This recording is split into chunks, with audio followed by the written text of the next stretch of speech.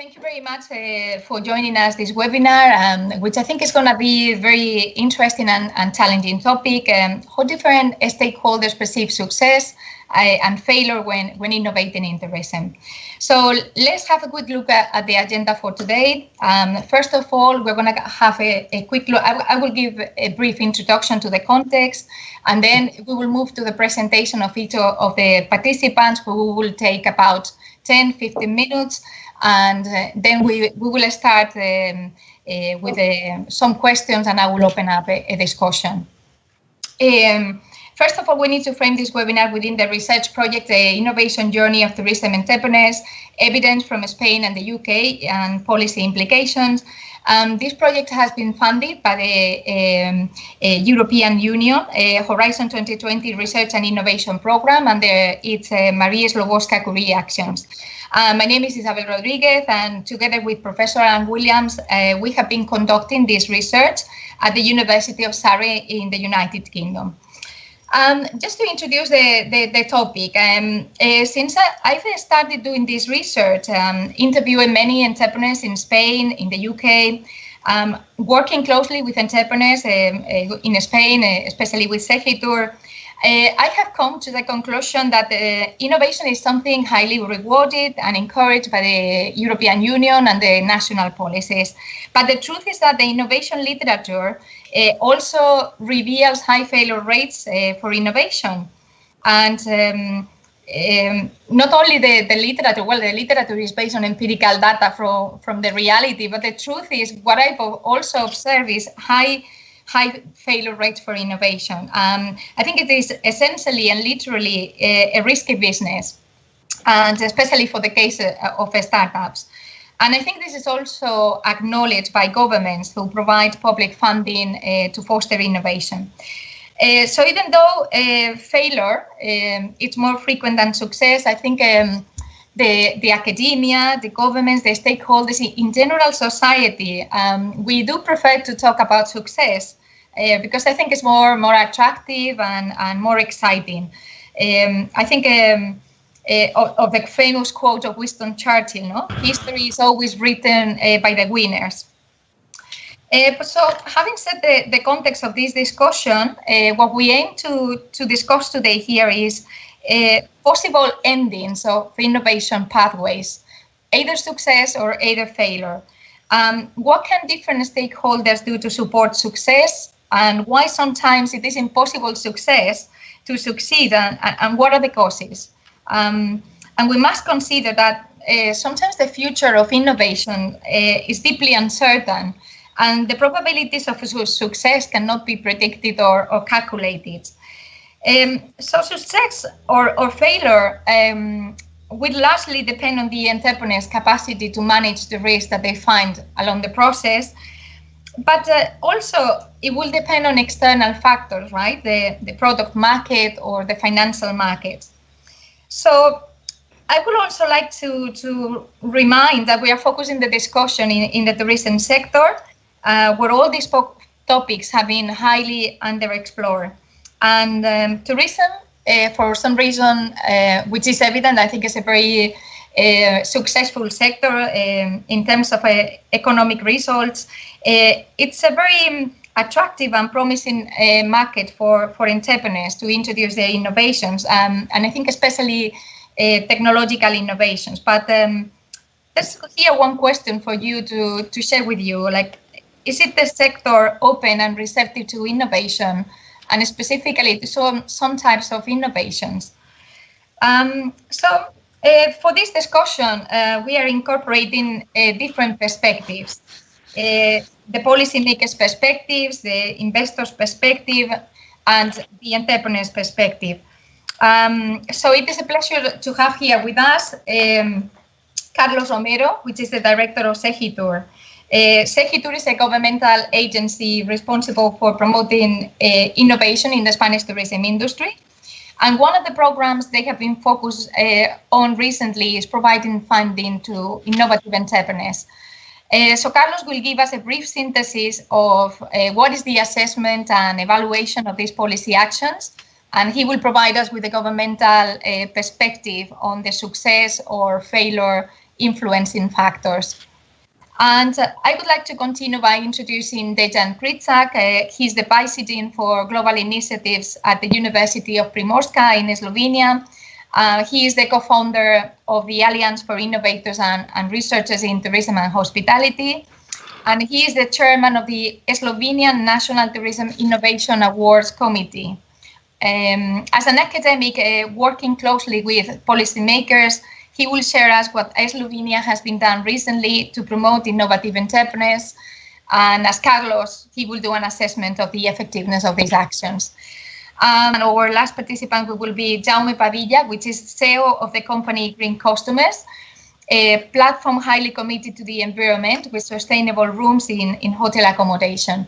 And he will provide the entrepreneur's view of the main risks encountered along the process and his perception of the entrepreneurial ecosystem of support. So, having introduced all the participants, I would just like to give the floor to Carlos. He will briefly share with us the governmental perspective of some of the issues mentioned. So thank you, Carlos. Go ahead, and the floor is yours. Okay, thank you, Isabel. It's a pleasure being here with all of you today to share some thoughts and to discuss about issues such as the effectiveness of some of the entrepreneurial policies that we have put in place in Spain in the last years. I'm going to try to share my screen. Okay. So somehow we have designed a program very focused on trying to identify what we call the travel tech entrepreneurs in the travel sector in Spain. And we realize that those guys somehow they are trying to challenge the unknown, no? And there's a high degree of uncertainty in everything they are going to do, and there is a very high risk associated to everything involved in the entrepreneur initiative, no? Somehow those guys, the entrepreneurs, recognize opportunities where others see chaos or confusion. And in the travel sector, we are coming from a situation in which we had very established traditional operators, and suddenly they are shaken by the appearance in the market of those new startups and companies with a different vision and a different understanding on what is the sector about, in different areas, in hoteliers, in restaurants, in activities at destinations, in the transport of passengers. So somehow those startups here in Spain and those entrepreneurs in the last 5-6 years have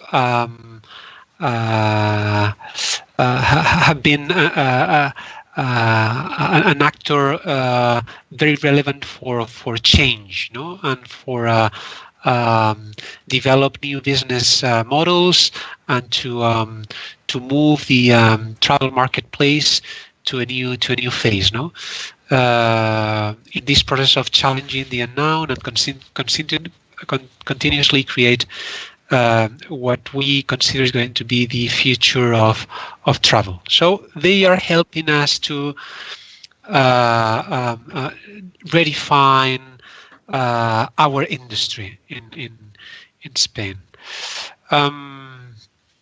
What we have done to support those innovative entrepreneurs in Spain, I'm going to refer here to some public support of the entrepreneurs, which somehow we justified since the beginning because we identify some market failures that affect the business creation and the capacity of those small businesses with innovative business models and challenging ideas to develop and to growth. So sometimes those some of those market failures have to do with issues related with information asymmetries. So because you are small, because you are a new incomer, because you don't know very well the industry, there are certain information you don't have capacity to access to, and also some financing gaps. And we focus very much in this issue related with financial gaps.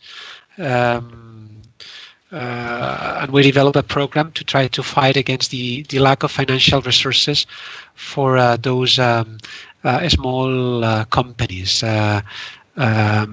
trying to put in place their innovative business models. No,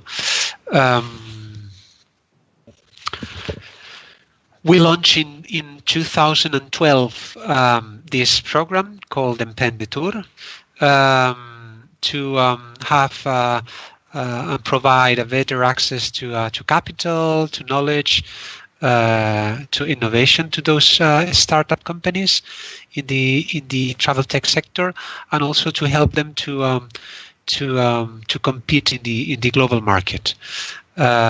So since the beginning, we have this idea of trying to help those companies to scale up their business model, understanding that the travel market, it is nowadays a global market. To achieve this and help the entrepreneurs in Spain during the last 6 years, the Spanish Secretary of State for Tourism, through Segittur, which is the agency specialized in promoting innovation and new technologies in the travel sector in Spain, we put aside over 80 million euros in finance, in funds through a loan program to provide early stage finance so entrepreneurs can reach whether an idea or a product is technically feasible and sustainable for the market. No, so on one hand, we address those loans to very early stage startups, which have been created in the previous 24 months, with less than 2 years old of existence, and managed by what we call young entrepreneurs, no, with ages below 40 years old. At the same time, we address some of the loans to more established small and medium enterprises to support them in the process of launching new products and new tourism services. In this case, the characteristics of the loans are very similar, but the capacity of the company to address a much higher loan, it is one of the characteristics, no, of those loans. And thirdly, we focus those loans also in providing them with financing to launch their international expansion, no, to grow outside and to go to international markets. No? Well, the results of the program, very quickly. Well, we did this a result. I mean, we received over 1,000 projects that we analyzed. We learned a lot from those projects. Those projects, over 1,000 projects during 5-6 years of program, has allowed us to understand different technological domains. It was a very good opportunity for us to understand how the market was moving towards certain innovative areas. It was a great opportunity to be aware of what was happening in the market. So and we learn a lot in the process. No, so it is something concrete which has to do with the capacity of the public administration to learn on the basis of the projects and ideas and initiatives that we received during 6 years. No, it wouldn't be very, very difficult for us to keep updated about all those different technologies and new business models without an Emprendetur program. No? Secondly, from those projects, over 300 projects were financed, no? And we invested the money in those projects, and in this case, we had the advantage of having a very close relationship with the over 275 SMEs and startups and companies who were beneficiaries of those loans. Some of those companies had access to several loans through different projects. In some cases, during the 6 years of history of the program, we had the chance to encompass the financing support that we were giving them according to the capacity of the company to grow. So this is something concrete that we reach through the program. Nowadays, around 80% of the projects finance and of the beneficiaries are still alive and kicking. And this is we are glad that most of them haven't disappeared. It is true that they have a lot of difficulties. It is an always very stressful process in which it seems that every year is going to be the last one, but somehow they succeed in keeping alive their companies and their projects. No, in our case, we are probably much over the average of the number of projects and initiatives and companies that usually disease and disappear in these kind of programs. No? We have invested those 80 million euros granted, but together with those funds, the program has generated a direct investment of more than 100 million euros around the projects, which is also a positive element of this initiative. And right now we are working on a new financial line for 2018, taking into consideration all the comments and all the suggestions and everything that we have learned in the previous exercise with the first edition of the Emprendetur program. No? So we'll see if we succeed in launching the new call. No? What kind of factors are critical when we select the innovations and the companies and the projects? Well, we discovered that it is an issue related with the project itself, with the business plan, with the metrics behind the business plans and with the figures and numbers behind the business plan, but also it has a lot to do with the characteristics of the entrepreneur. No? So we identify different elements which we consider critical when you support a certain team of people that are going to manage your funds. No? So on one hand, we consider as a critical element the level of commitments and commitment, determination, and perseverance of the team. It is something that it is difficult to evaluate in advance, but we are going to discover during the process of execution of the project what is the level of commitment and determination of these people, and this is critical. It is also important for them to be very focused, drive to achieve, identify specific achievements and specific milestones that they have to accomplish with. Opportunity orientation.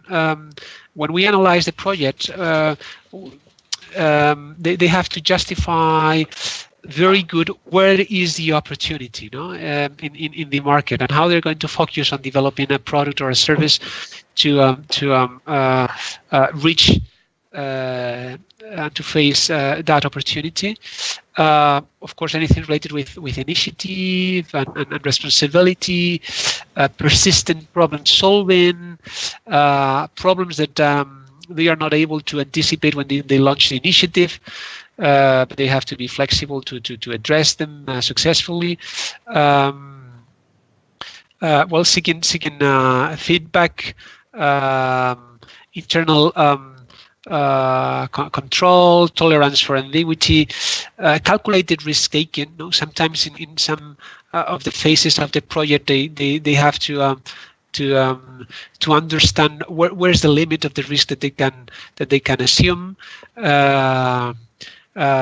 Somehow they have to be tolerant for failure, because they are going to face many small failures in plenty of battles that they are going to fight during the whole process. High energy level, creativity and innovativeness, vision. And the vision is something that they could and they should transmit through the project and through the presentation that they have with us in the process of accessing to the loans. Self-confidence and optimism, independence and team building. No? Those elements, those characteristics are critical from our point of view when analyzing the team behind a project. No, a team behind a business plan. No, a team behind the metrics. No, it is a combination of all that. No. It is also critical for the success of the program to have an ecosystem around. No? And in Spain, we found out during the last 6 years of Entrepreneurship program that there was in place already an entrepreneur ecosystem of different actors, financing institutions, accelerators, incubators, business angels networks,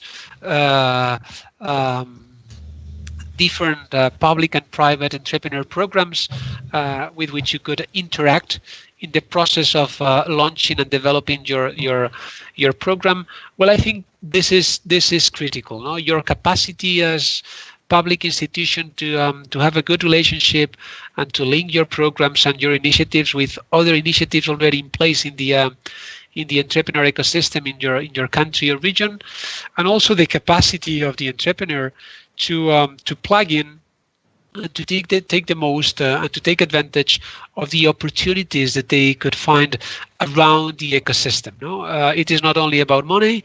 It is also about what we call smart money. It is also about coaching. It is also about finding the right partners. And it is also about finding the right channel to the market. No? And all those actors around the ecosystem, they could help you to make it. No? Well, why most companies fail? No, is the tourism sector a difficult sector to be successful on? Well, we do believe that the level of difficulty of this sector, it is more or less equivalent to what you could find in other sectors. No, I really don't see travel sector or travel tech sector as something as a sector with a lot of specificities in terms of why you failure in this travel tech sector and you don't failure on fintech. No, I have identified here some elements that somehow are related with this issue of failure. No, why we notice that some of those projects failure? Well, this issue of not smart enough. No, many travel entrepreneurs understand their idea, but sometimes they don't understand properly the market. The market that finally will accept or reject the idea, no, or sometimes they don't see who are the real competitors, no. I mean, who the real competitors of the company or the services and products are. It is in the travel sector. You arrive as an outsider, and you assume that you understand the market easily, and you don't realize the complexity behind the travel market. No? Secondly, not finding enough enough funding. No, I put there between brackets the right kind of funding. No, travel entrepreneurs often fail because they cannot raise the right kind of funding at the right time, at the right valuation. No, and this is a problem which I think is common with other entrepreneurs. No, they fail to appreciate how much money it takes to meet certain milestones. No. This issue of allocate a specific amounts of money and fundraising to a specific milestones, it is critical from our point of view. The issue of bad partners. No, travel entrepreneurs often fail because they hang out with the wrong people. They don't incorporate in the team people who already have a good knowledge of the market. Maybe they are coming from a very strong technological background, but they miss the opportunity of incorporating the team travel partners. No, ineffective sales. Travel entrepreneurs often fail because they cannot sell to the right clients at the right time for the right price, and it has to do with the commercialization channel, and it is difficult in this travel sector in which everything happens online, and you have very big players there, oligopolistic players with whom it is very difficult to compete. Marketing visibility. Travel entrepreneurs often fail because their companies are invisible to the world, understanding that they have to compete in an online marketing, highly demanding in terms of the amount of money you need to spend to be seen. So you have to invest a lot on mobile and email marketing and PR. Something that we call the pivot paralysis. Travel entrepreneurs often fail because they cannot adapt to unpredictable events and conditions of the travel markets, to new players, to new rules, and all startups somehow they require to keep pivoting on a permanent basis. And we've seen it in some cases, this paralysis. Operational inefficiencies. In some cases, they are paying too much for rent, for labor, for materials, and they are not able to generate the turnover they require to pay those what we call operational inefficiencies. So it is we suggest also always to try to work under very lean concepts and companies, and poor accounting. No. We assume that you cannot be in control of the business if you don't know what is going on. And sometimes they are missing of good numbers, or numbers at all. We do believe that metrics are crucial. And metrics about what is happening inside a company and financial metrics, and it is critical when you are going fundraising. The financial metrics, but also metrics about what is happening with your services in the market, what is happening with your potential clients, with the use of your platform, and so on. No?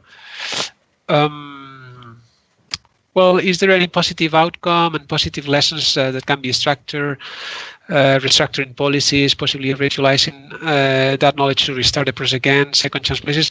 Well, this is my last slide, and I just have to say yes. No, I mean we have learned a lot in the last 6 years, and we are using everything we have learned to rethink the program. No, it is true that sometimes we have in the public administration certain constraints. We are not as flexible as we would like to be. We are not as flexible as the private sector or the venture funds or the venture capitalists, but we keep adapting on permanent basis and improving on permanent basis everything we've done, taking advantage of what we've learned in the process, and also taking advantage of some research available, as the research that you've done, Isabel, and taking into account many of the recommendations you've made during the last year, and in the permanent and constant interaction that we had with you. Okay. Thank you. That was all. We could move now to Dejan, right?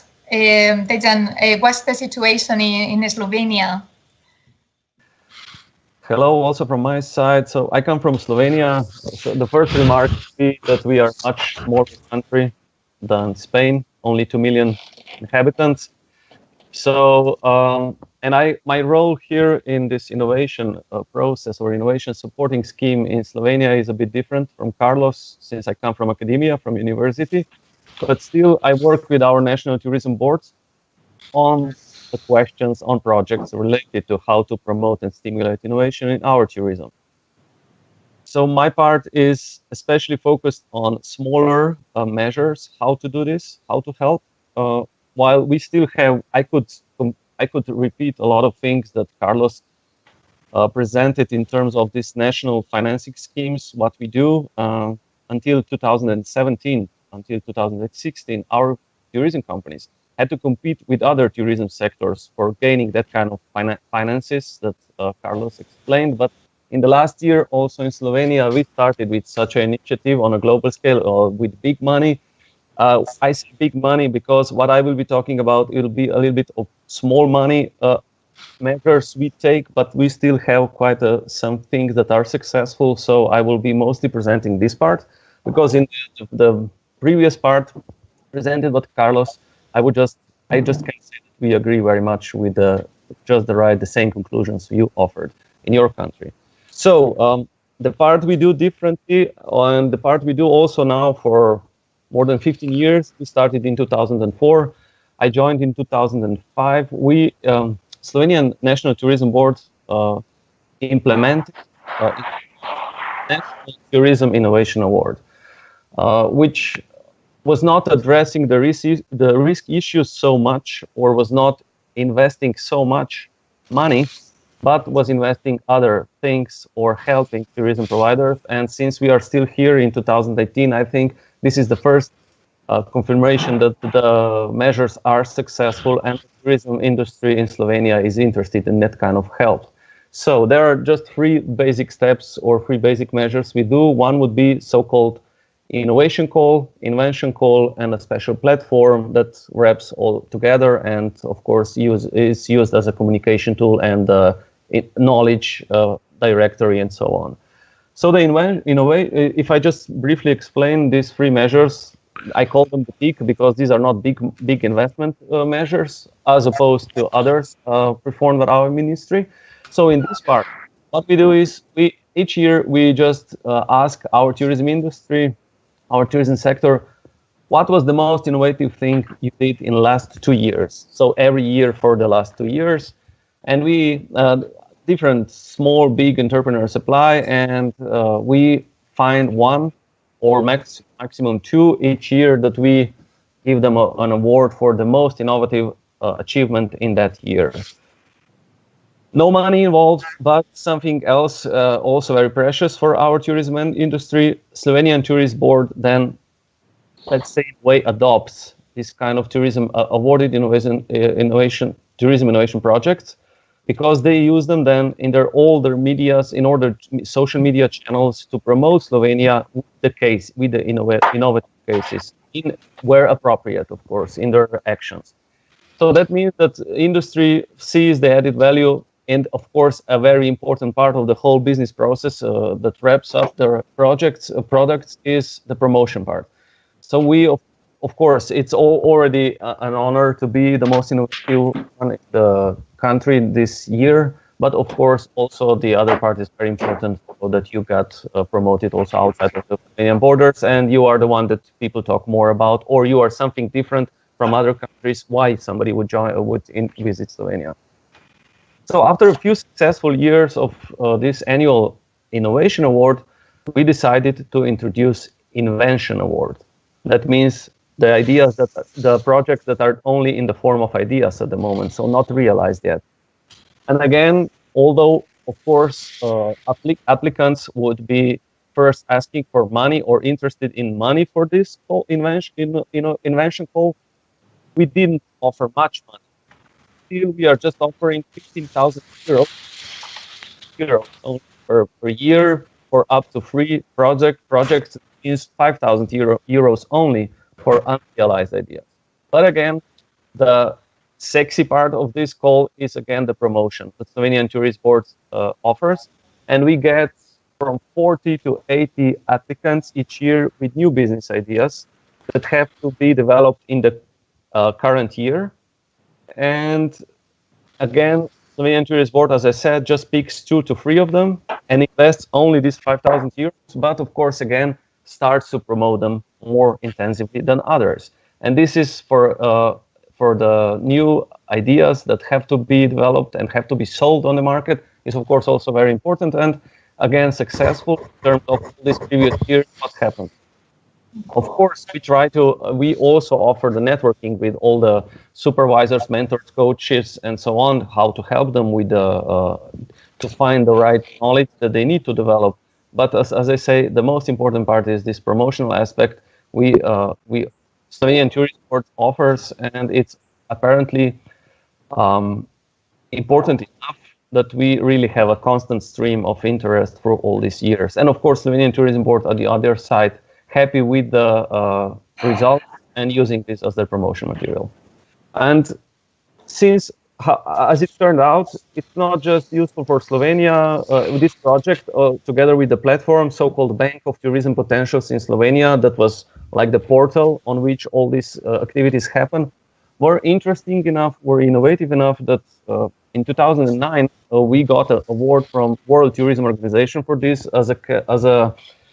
as an example that what we do on the national level is also could be interesting for other countries as well.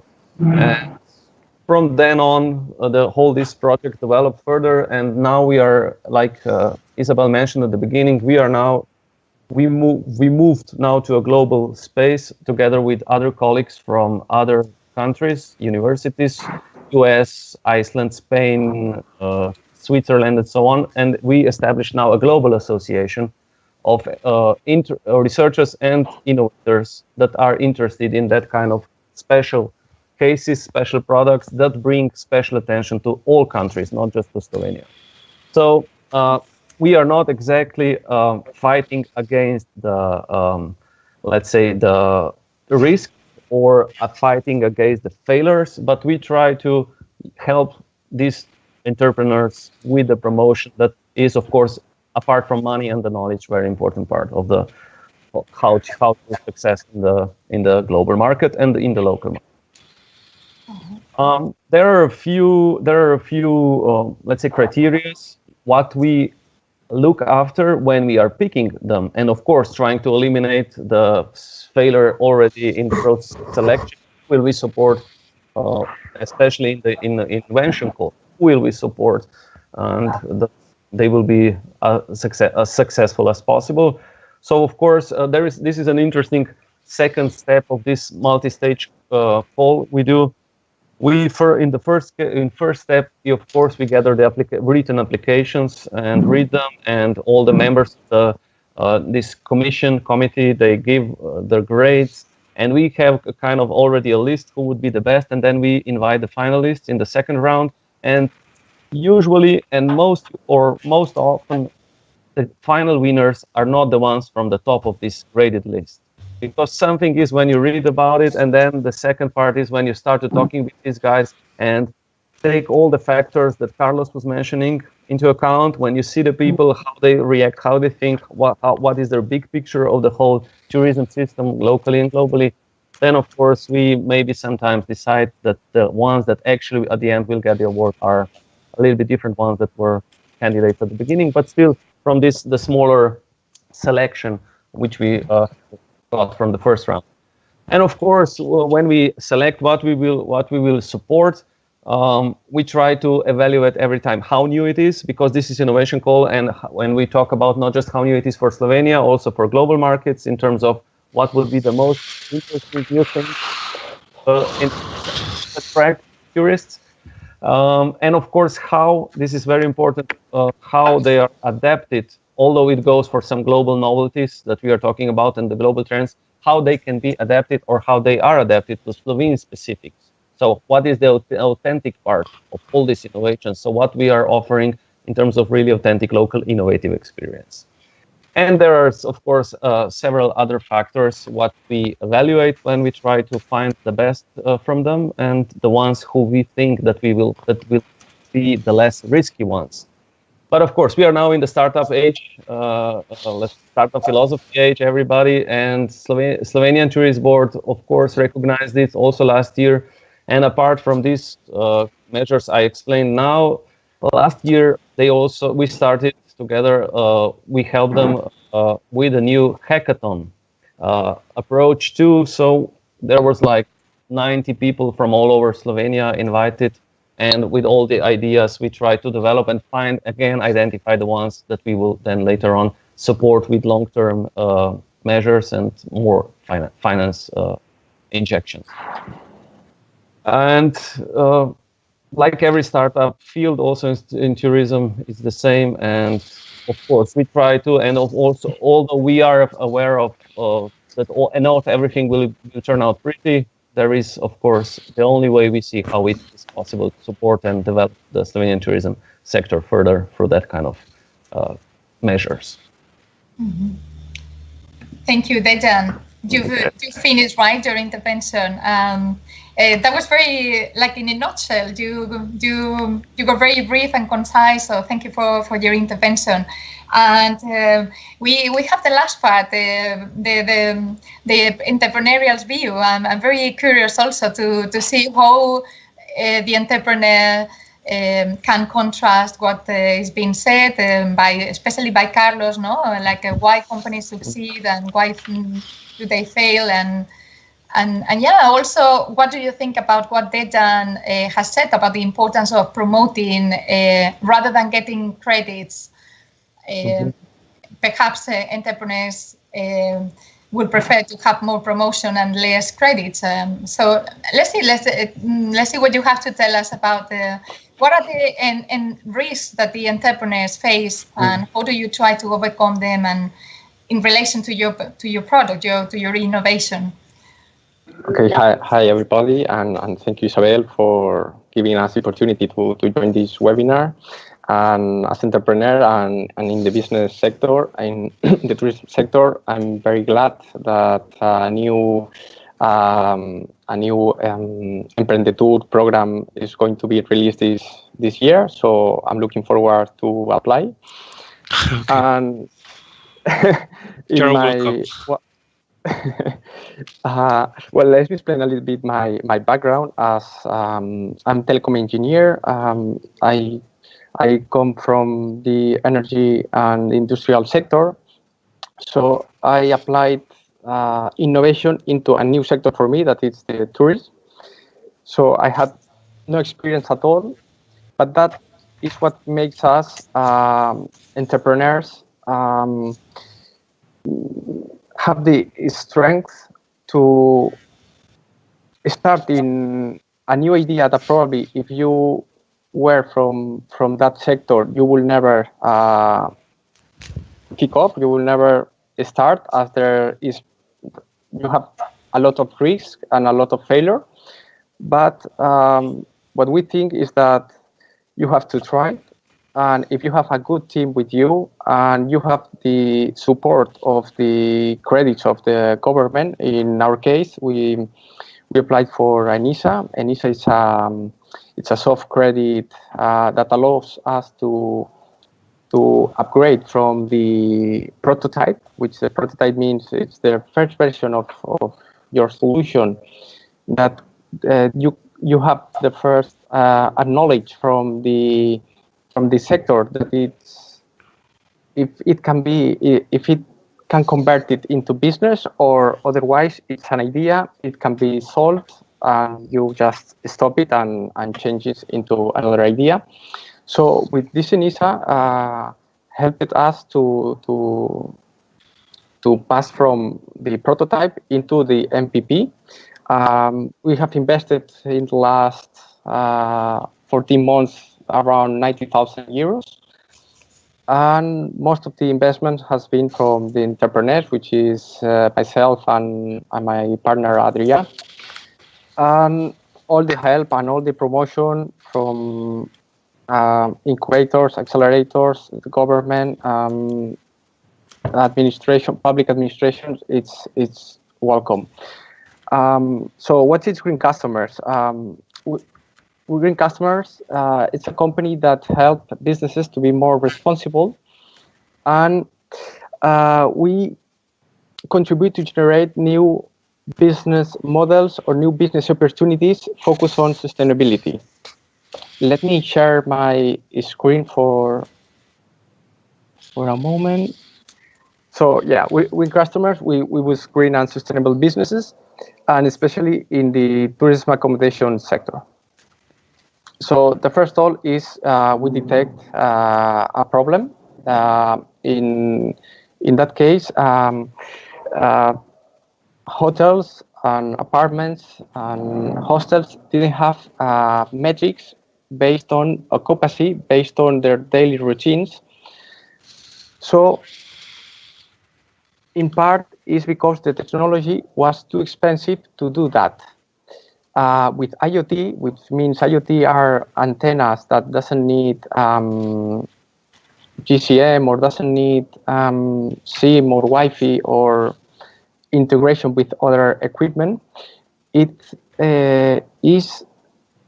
very easy to install and very easy to collect data. And with that technology, we provide the service to get, in our case, water and energy consumptions and translate it into information to take corrective actions. This information could be from one consumption we know, so the use of showers, the use of occupancy of the areas, if there are fails, if there are falls, we can reduce the operational cost of their daily routines in hotel. So the second one was the involving staff and host. In this sector, there are a lot of employee is constantly changing, so they have to train, and sometimes this training it's hard to follow up. So in our case, with the KPIs, all the employees, even hosts, are part of this green strategy. So they have the tools. In that case, they have the tools to follow and to be part of the change. And the last one, take corrective actions. If I do not have this data, I'm blind. I can take the right action at the right moment. So installing technology, in our case, IoT technology, in hotels or in the tourism industry, we can collect this data to ease the daily routines and be more sustainable in. Well, this is our main product. It's called Green Room. The Green Room is the green stamp, so they can promote a new way of living in accommodations, that the host is in the center of the value chain of the hotel's accommodations. They can interact with this assistant, which is called Gare. Gare shows the host the water and energy consumptions and the impact of their daily routines. And if they are efficient, they can get promotions and discounts during his stage. So this allows a new ways of creating new business models, so according to the efficiency of the hosts. In our case, in the hotels that work with us, according to the efficiency that is from A++ until F, the most efficient, which are in the A letter, they have discounts in in dinner, they have discounts in renting. The point is that they can increase the customers' revenue for every stay. And this is the most innovative when we convert from data into information. We have a new way of understanding what's going on in the areas. In this case, this information is from a room, from a guest. So in a month, they get to know which is the average consumption of water. Imagine there's a stay more than 1,200 liters, which it's a lot of water waste, because host doesn't know, people doesn't know how much water is taking, for example, for taking a shower, or what are the implications of not switching off the air conditioning or not turning off the lights. So with this information, it allows hoteliers to be more efficient and to involve all the departments and all the staff from maintenance, finance, every person that it's in hotel or in a hostel, in an apartment, they can get this information and be part of the change if they want.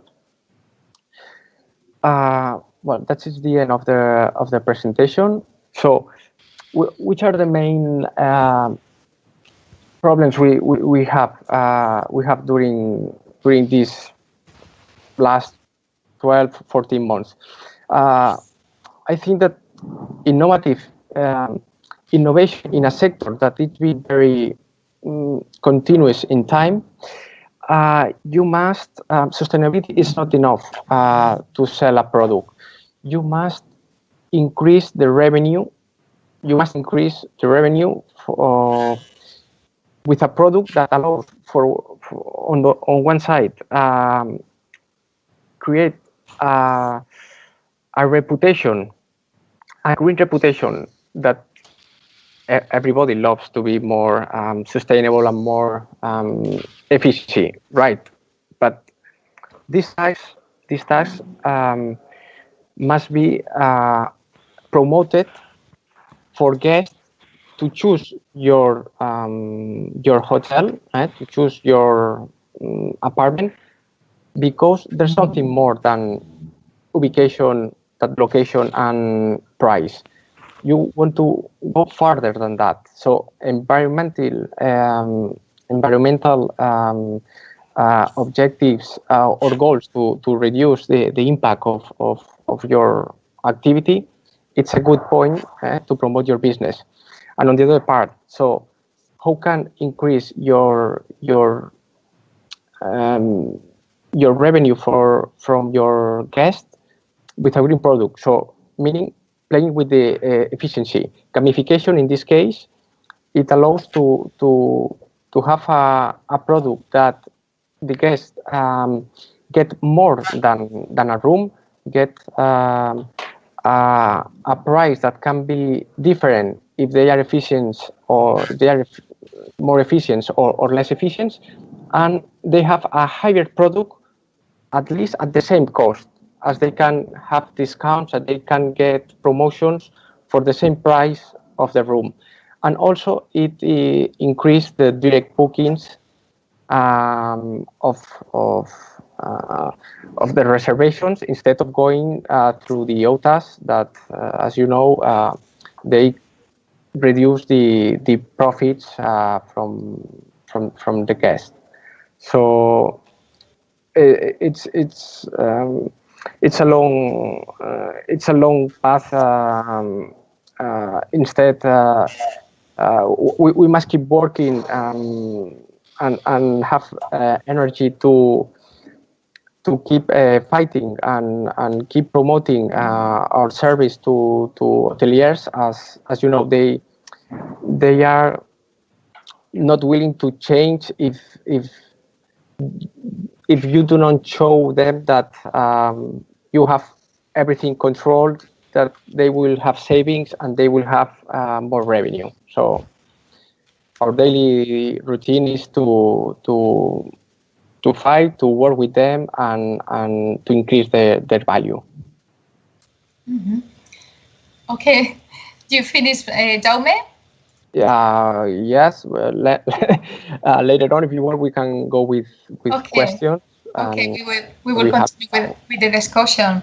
So thank you for everybody. I think we had a very interesting diverging views, and I put the questions, especially for, well, let's start with Carlos, because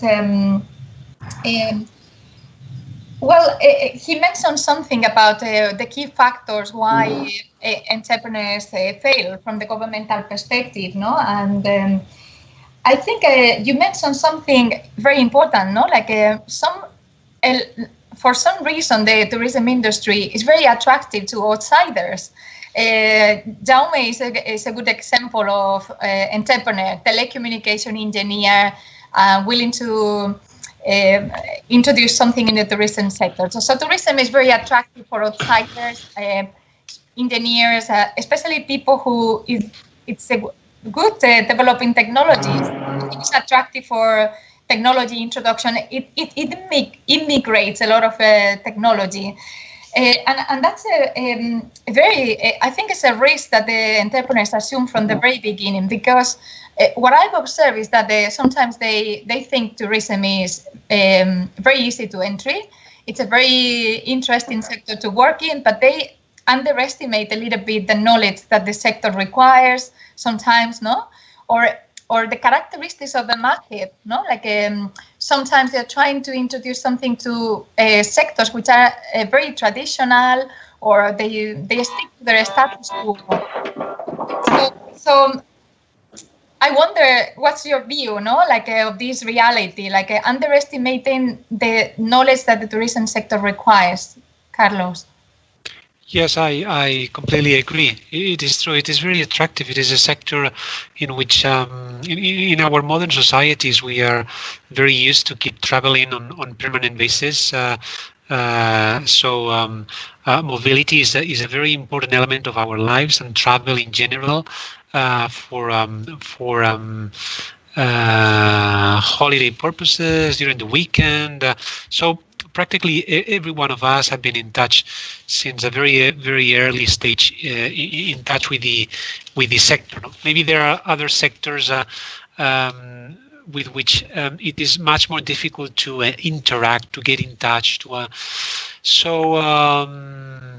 and at the same time, you associate the travel sector with traveling, with visiting other countries, with getting in touch with other cultures, with it is this industry of it is linked with enjoyment, with have fun, and at the same time you have this impression that it is easy to understand what is this industry about, and what are their needs.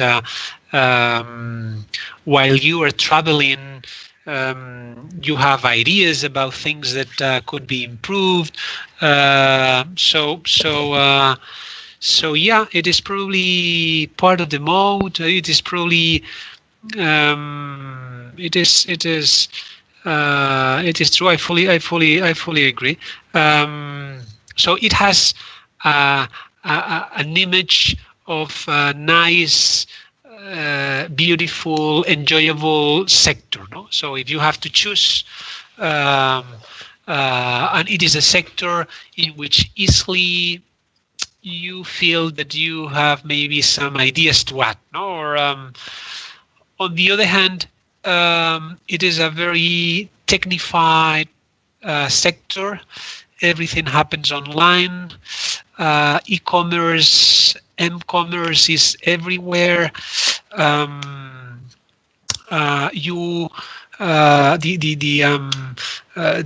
sector has increased enormously the level of interaction with technology from the point of view of the customer and of the tourist and the visitor, and from the point of view of the service provider.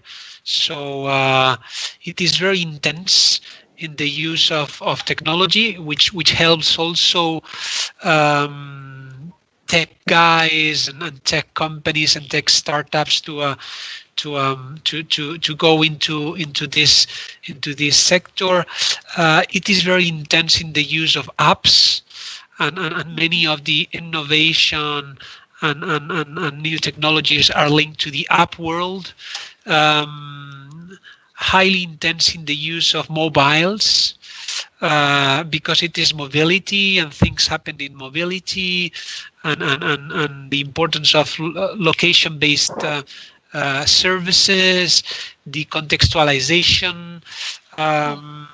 So all those elements make the sector attractive for practically everyone, but also with a special focus on tech guys, no?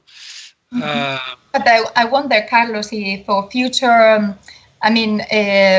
it is not a requirement that in the teams that present proposals to the government, for example, it is not compulsory that at least one person comes from the tourism sector. So would it be, in the future, would you adapt the program to require that at least one person of the team be part of come from the sector? Like, it's true that they later incorporate people, or as the journey progresses, they incorporate people from the sector, or they do networking. But sometimes I perceive that that's a kind of a risk. Like 3 telecommunication engineers, co-founders of a company, for example, not knowledge of finances, as you said. You also mentioned that as an important part, no? The not knowledge of the financial, what's going on in financial terms in the company, not knowledge about the sector. So I think it's something important to consider in the future, right?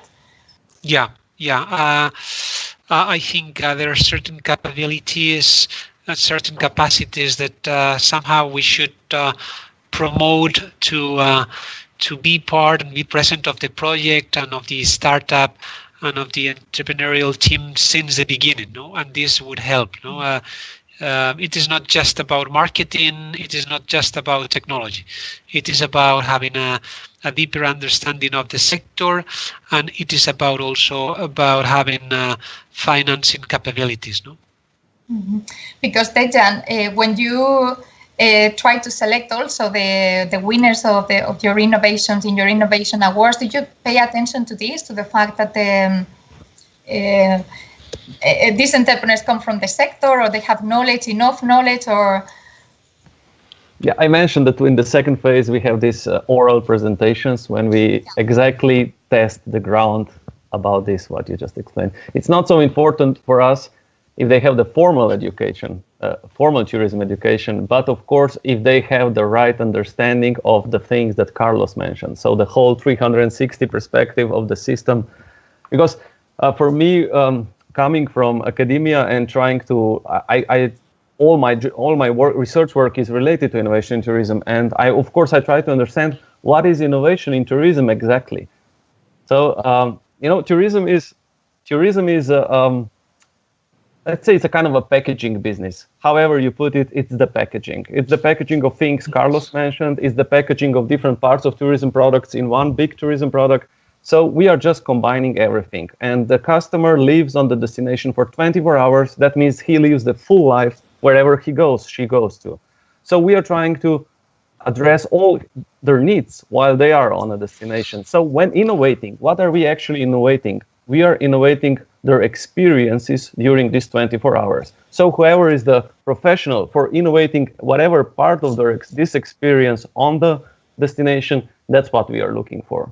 Of course, we have to use the technologies, we have to offer the solutions, but actually what I also try to explain my students, what we always try to ask themselves is not what product are you solving, but what part of tourist experience are you improving? So how he or she will feel about it, because what will be better for them because of that. I just was wondering, Dejan, do you follow the innovations that you support with your awards? What is the future of these innovations? Do the end succeeded, or do they finally fail, even though do you support them in terms of promotion? I would say that we have similar results that Carlos mentioned. 80% would be also my estimate, what happens and what lives and what not. So yes, mostly they stay on. Of course, it's maybe also part of what we select is also that we try to think in multiple sustainable layers. So we can always what we always ask is what is the actual financial flow that will help your innovation stay alive. So of course we try to think also of this economical, let's say, sustainability when we try to select them. And maybe this is the answer why most of them stay on top. I've got also a question for Jaume. Just Jaume, do you think tourism is a particularly difficult industry? And also, you are trying to introduce a product which is an innovation in sustainability, which it tries to change values in society, and it tries to change the mentality. So I guess it must be very difficult. Especially difficult, not to change the values and the perception of people about sustainability. What's your opinion? And as you said, I get the impression that tourism is a sector which, as you said, sustainability is not enough. You have to show me revenue, show me the money, profitability, how much I'm saving, how many rooms am I selling? Am I selling more rooms with this? So how do you cope with this difficulty? Absolutely. I do agree, and yeah, it's a sector with a lot of potential, but you must have a product very disruptive if you want to show up from your competence, and it's very tough. I mean, administrators and the mailing of in hotels, I mean, they receive a lot of emails of companies promoting their products, promoting their services. So why they have to attend you, no? Or I mean, it's very hard to close a meeting with them. So the value that you have to give to them must be so high. Otherwise, you must change the sector, or you must redefine your product. In our case, we've been innovative as we involve the host in the operation, but as a marketing tool to promote more green marketing to the world, we found that our product has technology, which means maintenance must be aware of the installation, as it's an auto installation kit with our antennas. Later on, we must talk with the marketing team as they will use this tool. Also, we must talk with operations area, as operations want to know the data, which is the cost of their routine, and also with the revenue, as they will have a new green product to be sold. So impacting in 4 different areas for only one product, it's very tough. So what we did, or our strategy, is not selling technology; it's selling a solution of promoting your business as a green business. And the channel is using the technology with the IoT to collect this data. So we are selling you apart that your product can have a lot of functionalities, you must highlight the most important of them. And in our case, it's as a marketing tool.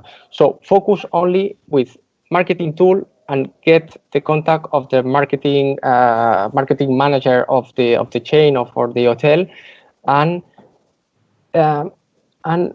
explain him or her the benefits of your solution that didn't have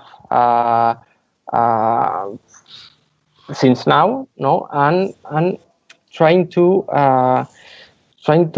see that they need your solution for their operation, for the daily routine. So they have to see the value, right? The value and the match. Yeah. Okay. Yeah. So just to finish, I think we've been a long time now. Carlos, Dejan mentioned the importance of meeting the team. So I wonder if in future calls of Emprendetur you will also incorporate this aspect of like, okay, this is the proposal, and then we're going to meet the team and see how they work together, like what is the impression of talking with them. I don't know if you do that already, but it could be a good practice from Slovenia to incorporate.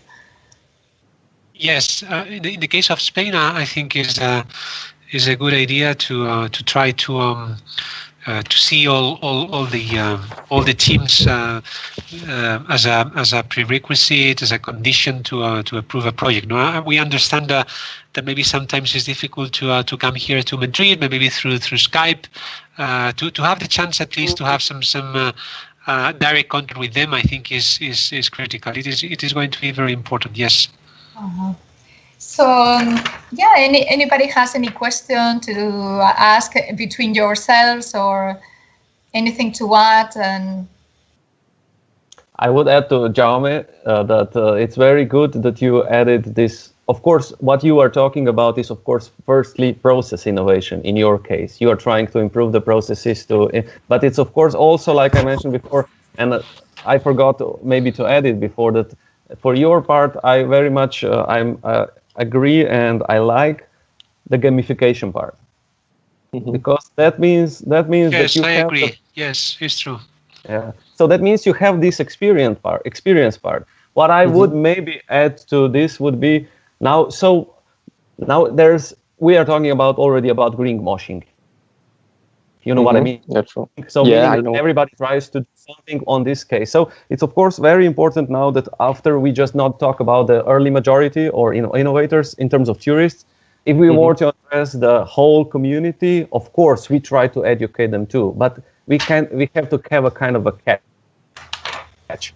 The education part is the beginning. So what can be added to this, that they would be, that they would feel, okay, it's also part of course, the price that you mentioned is an important factor that they can affect the price. But of course, also, what is my tourism experience as such better because of you, not just because you said to me that I have to behave more green. You know what I mean? So it's very important. It's a promotion. Of course, it's promotion. It's the art of selling. And so yes. How to wrap it up? And go ahead. No, I like I like your assessment, Dejan, and yeah, I didn't explain that, but with a green room, the hosts that are efficient win medals, and with these medals they convert with a prize, but also they get a solidarity rewards. That we are working with two causes, with two social causes. One is potabilized water, and the other is with vaccines for countries that do not have the resources. So our first impression to be efficient in a green room is the emotional. You are doing something great, not only for the environment, also for people that doesn't have the same resources or the same lack as you have. And apart from that, if the hotel put the resources and invested in a solution to be part of his values, now you can. With your stay, you can contribute to change a better world and to stop the climate change. So, thank you for Yeah, good. Okay. Like, And also, Carlos, Dejan mentioned something interesting also, no? Like the importance of promotion. I also get the feeling of entrepreneurs I've been interviewing that the promotion, help with promotion is so important and crucial. Sometimes even more than financial. Everything will help, of course, no? The combination of financial loans and promotion. But do you think that promotion could be something that you could add more into your next programs or policies or? Yes, I think it's critical in the early stage of any business when you are approaching the market for the first time to have a promotion, to have the support of a ministry, to have the public support behind you, to take advantage of any opportunity you have to let the market know that you are there, no, and you offer your services.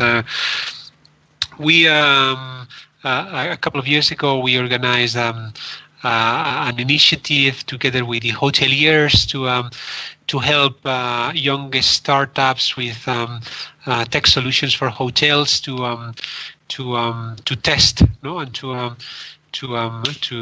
try to implement in a selected group of hotels their solutions, and I think this is the best way of disseminate your service, no, when it is not the administration only but the hotelier which has tested the solution and implemented it, who is saying to other hoteliers that it works, is profitable, is useful, and is the best promotion you could do, no? So probably this idea of developing similar equivalent programs in which you get involved with the client and you help the startup to implement and to test the solution with a real client could be a good initiative. Yes. Okay, so thank you, everybody. And if nobody has anything to add, I think we're going to finish the webinar because we've been here for quite a while. So thank you very much for everybody for sharing your views, your time with us, and thank you. You're welcome. Thank you. Thank you. Thank you. It was a pleasure. Thank you.